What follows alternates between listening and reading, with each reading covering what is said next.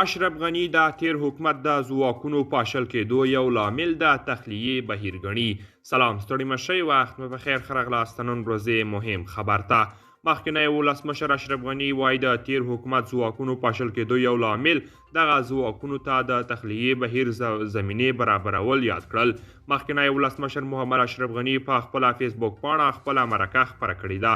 هغه په دې مرکه کې د جمهوري نظام د پاشل کېدو ډیر مسؤلیت پر امریکا اچولی دی. اشرف غني ویلي د تخلیې پلان عملي کېده په خوست، جلال آباد، کندهار او کابل کې له ترهګرۍ سره د مبارزې ټولو قطاعاتو ته د وتلو وړاندیز شوی و. زموږ جنرالانو ته وعدې ورکول شوې وې. د ملي امنیت اداره چې یوه حیاتي بنسټ و، کارمندان یې تخلیه او ویستل شول. خو د سیاسي چارو ځینې شنونکي د اشرف غني په حکومت کې د کمزورتیا او بېعدالتۍ پخلی کوي. د سیاسي چارو شنونکی صادق شینواری په دې هکله وایي د اشرف غني په اداره کې کمزورتیا او بېعدالتۍ شتون درلود. اړیکې پر ضوابطو حاکم وو. ښاغلی اشرف غني زیاتوي د دوحې د سولې هوکړې ځینې برخې یو اړخیزې وې او دغه هوکړه له کابل سره له سلا مشورې پرته واشنګټن او طالبانو ترمنځ لاسلیک شوه. قدرمن دوستان، دا و زموږ د نن ورځې چمتو کلی خبر. تر بیا ښه وخت.